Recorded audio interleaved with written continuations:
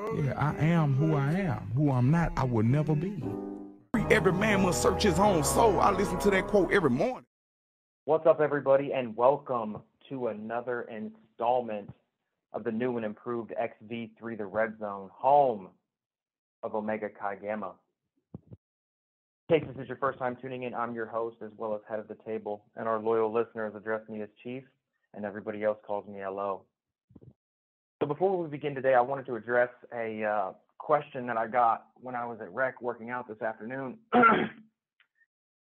One of the guys came up to me and he was talking to me a little bit, and we were having a conversation about exactly what it means to be a gentleman. And he, I've noticed the way that, you interact with people, and no matter how people treat you, you always seem to find a way to treat everybody the same way. And at the chapel, we were at the chapel, and the chaplain said, Mr. Lozano, one thing I can say about you, if I can't say anything else, is that you are certainly a gentleman. And so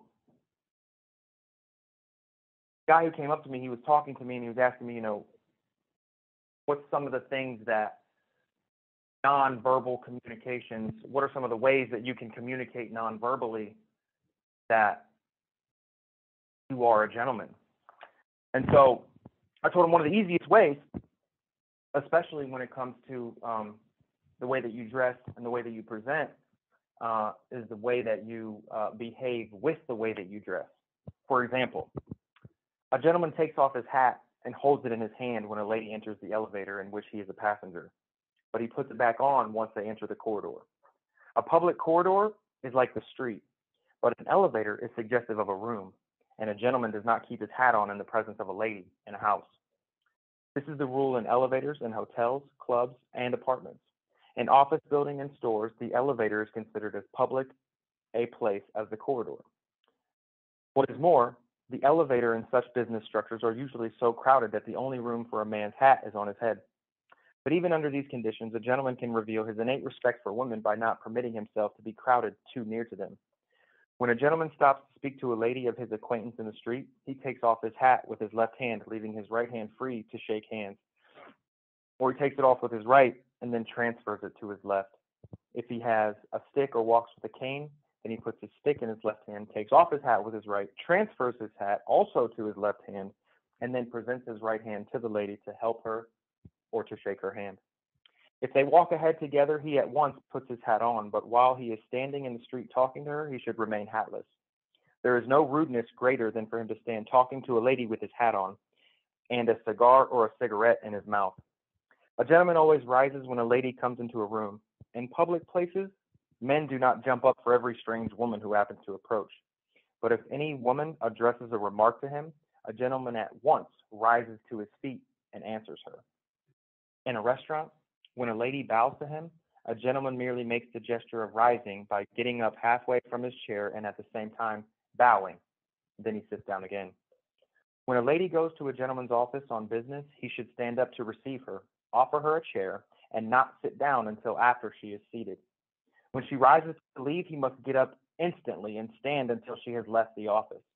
It is not necessary to add that every American citizen stands with his hat off at the passing of the colors and when the national anthem is played. If he didn't, some other more loyal citizen would take it off for him. Also, every man should stand with his hat off in the presence of a funeral that passes close or blocks his way. So, that's just a little game. Chief wanted to just drop a little game on some of my guys, in case you were listening, in case you wanted to impress a girl, you got a pretty girl you want to impress, or you just happen to like hats. So the reason that's significant is because my grandfather, who just passed away recently, January 15th, he was a big hat guy. And she said it was probably 250, 300 hats. All that he would buy on places where they would go and, vacation spots, Planet Hollywood, sports teams, all those different things. And so if you're going to consider yourself a man wearing a hat, you should at least know how to behave with such a hat. And so that being said, we got some really good feedback about the show that we posted yesterday. the Wesleyan Wednesday, and some of the guys who listen and who are really interested in what we do were kind of curious about Islam and al-Islam more specifically, and they were like, you know, you should do more on that. Like, we like that. That's really engaging. We really appreciate it. So coming from, as a student of Ashland University, a Christian university, and taking religious studies, having a minor in religion, I pride myself on my willingness, my ability, and the knowledge that I've gained and that's been revealed by God to me about these sort of things. And so I think the best place to start when it comes to discussing al-Islam, because it is such a divisive topic, because people have very visceral reactions, regardless of the faith that you have, right? Muslims are passionate about Islam and the way that they love it, and other religions and other faiths and people without faith are very passionate about how they feel about it, and they have a very opposite feeling than practicing Muslims do. So, but before we get started on all of that and get into all the politics and the, you know, all the worldly, let's just start at the beginning. What is Islam? Islam is the message that was delivered by all of the prophets of God, starting at Adam and ending with Muhammad. Islam is neither named after a person or a tribe, nor does it end with an ism, Catholicism, Judaism. Who is a Muslim? Now, this is important. It's important when you look at this question because the M in the word Muslim is capitalized. It's capitalized because it's a name, right? It is a title. So when you say, I am Dustin, or you say, I am Chief, or you say, I am Elo, you would equally be describing, identifying, or like announcing to the world, I am a Muslim. And so when you describe people who are familiar with the faith or at one point in their life practice the faith but no longer practice, you would use a lowercase m, which is to say that they are a Muslim. So a Muslim with a capital M is someone who actively practices Islam, which is the message that was delivered by all the prophets of God from Adam to Muhammad. Muslims with a capital M follow the 5 pillars of Islam and believe wholeheartedly, passionately in the 6 articles of faith. So, what are the 5 pillars of Islam? Well, the first pillar of Islam is called Shahada. That is the belief in one God, singular, total, one, the beginning and the end, the Alpha and the Omega, everything that was, everything that is, and everything that will be.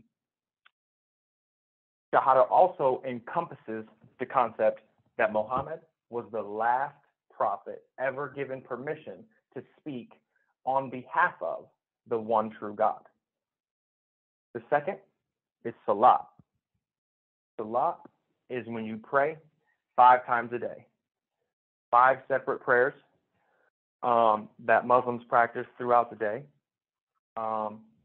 And the third pillar is Saum, which is the ritualistic fast that takes place once a year. Muslims do not follow the solar calendar like we do in the West. They follow the lunar calendar, which is encompasses a 9-month year. And so the month of Ramadan takes place. It is the 9th month of the Islamic year, and it's the last month. And so they fast for the 30 days from sunup to sundown. And they do that all Muslims do that throughout the world for that month. The 4th pillar is called Zakat, which is essentially paying the alms tax. It's on your savings, anything that you have worth 85 grams of gold or more. And so basically, to translate it into what Christians understand, tithing, right? Very divisive subject, very touchy subject with certain people. But it's the idea that you're obligated as followers of God to take care of the less fortunate. And then, of course, the 5th pillar is the Hajj, which is the pilgrimage. Islam teaches that all Muslims are to, if financially, physically able, they are to travel to Saudi Arabia, to Mecca, to see the Kaaba, which is the altar that was built by Abraham and Ishmael for Allah. So, the 6 articles of faith. What are the 6 articles of faith? First article is belief in the Almighty God, the Alpha and the Omega, the beginning and the end, first and last.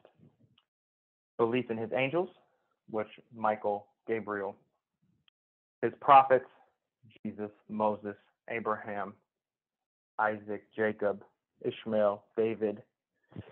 Belief in his scriptures, that is to say, the Suhif, the Zabur, the Injil, and the Quran, the Bible, obviously.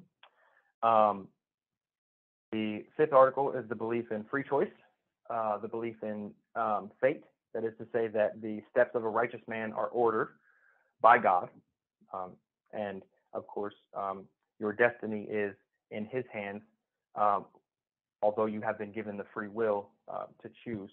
He does have a plan laid out for you should you choose his way. And then, of course, the 6th final pillar is belief in the day of judgment, which is to say that there is consequences, right? You're going to have to answer for everything that you do in this life. You're going to be held accountable because Allah has given you gifts, and he's given you obligations, and he's given you opportunities. And what you do with those opportunities is completely entirely up to you. But consequence is going to be completely and totally up to you to pay as well. So if you choose the path that you choose, you are responsible for that. So that's just a quick little about Islam and what it is and what it means and who they are and who Muslims are and what it is. And so following kind of that sort of theme, we're going to talk about the purity of faith. Right? We're going to talk about faith and what it is and what it means and how to have pure faith. So, of course, obviously, these credit goes to Imam Ibrahim, who is the practicing. He is at the mosque in Toledo, Ohio, the 3rd oldest mosque in the continental United States.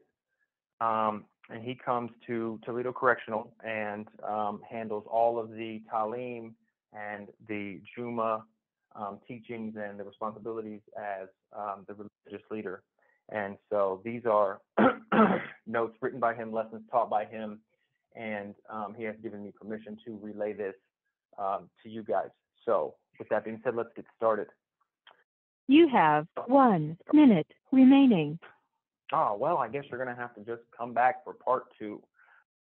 Make sure, smash that subscribe button, comment in the box below, let me know what you think. Let me know how it sounded. Let me know how you feel. Let me know if you want to argue about it. I'm here for all of that. We love you guys. We appreciate you guys. Make sure you're checking out all our Kansas, Maryland, Michigan, Ohio, California. Big shout out, Eric Elizondo, California. Today, the United States, tomorrow, the world. It's XV3, the RedZone, and we appreciate you guys tuning in. We appreciate you listening. It's Wesleyan Wednesday. Peace. That's me, over and out. We love you guys, man. Take care.